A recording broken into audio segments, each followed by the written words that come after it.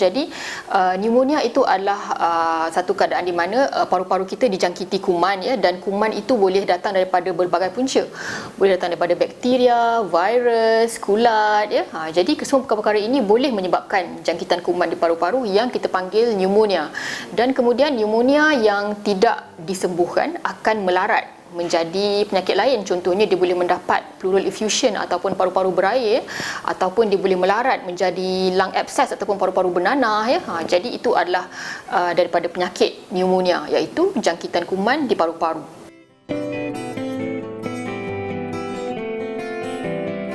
Jadi sebenarnya mitos ini memang banyak berlegar di kalangan masyarakat lah, mandi malam ya, tapi sebenarnya dia bukanlah direct causal relationship. Tak adalah maksudnya orang tu mandi malam je esok confirm akan mendapat jangkitan kuman, tetapi mungkin ada indirect relationship, mungkin ada kajian, mungkin ada correlation ataupun kaitan yang tidak langsung ya. Contohnya untuk pesakit asma. Pesakit asma seperti yang kita tahu adalah satu keadaan di mana paru-parunya sangat sensitif, terutama dengan cuaca sejuk.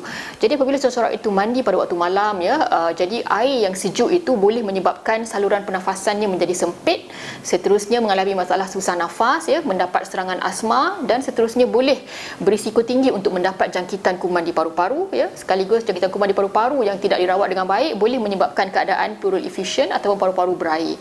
Jadi kita melihat kemungkinan ada kaitannya, tetapi tidaklah secara direct ataupun langsung.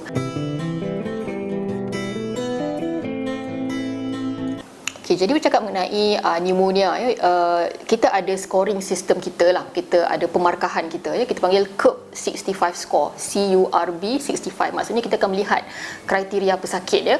Ada pesakit yang hanya boleh makan antibiotik dan balik rumah, ada pesakit yang perlu dimasukkan ke dalam ward ya.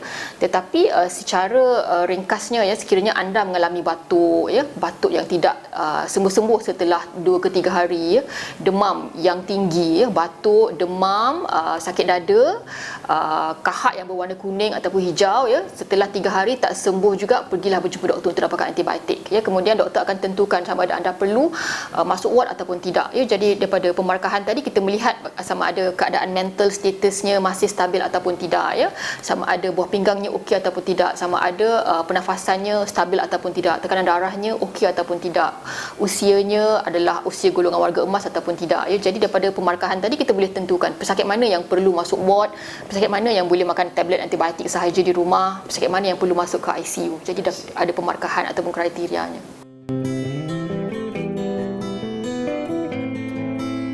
Kita melihat golongan-golongan tersebut adalah terdiri daripada yang pertama, kanak-kanak yang berusia kurang daripada 5 tahun ya, dan juga orang tua yang berusia lebih daripada 65 tahun ya. Kerana apa? Kerana kanak-kanak ini sistem imunisasinya masih lagi belum matang.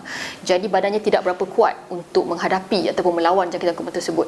Bercakap mengenai golongan warga emas yang berusia lebih daripada 65 tahun ya, keadaan imunisasi mereka telah menjadi lemah kerana usia ya. Jadi mereka juga tidak mampu untuk melawan jangkitan kuman yang menjangkiti paru-paru ya. Selain daripada itu, golongan yang berisiko juga adalah golongan yang mempunyai penyakit kronik ya. Contohnya ada masalah kencing manis, darah tinggi ya, masalah buah pinggang tahap akhir. Selain daripada itu, pesakit yang mempunyai masalah imunisasi secara rendah, contohnya pesakit AIDS ataupun pesakit yang menjalani rawatan kemoterapi ya, pesakit yang perlu memakan ubat steroid secara berterusan ya. Jadi mereka ini adalah antara golongan-golongan yang berisiko tinggi untuk mendapat jangkitan pneumonia yang serius sekaligus boleh mendapat maut kerana sistem imunisasi mereka yang rendah berbanding orang-orang biasa. Jadi untuk mengurangkan risiko seperti biasa, healthy lifestyle lah.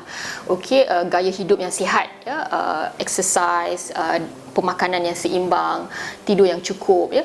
Additional yang boleh diambil untuk mengurangkan risiko pneumonia adalah mengambil vaksin lah. Vaksin, kita ada 2 jenis vaksin yang boleh memelihara daripada pneumonia, iaitu influenza vaksin untuk mencegah jangkitan virus influenza yang boleh menyebabkan pneumonia ya. Influenza vaksin ni kita cadangkan ambil setahun sekali.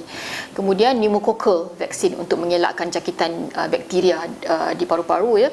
Kita ada 2 jenis, ada yang perlu diambil secara sekali seumur hidup, ada yang perlu diambil setiap 5 tahun sekali.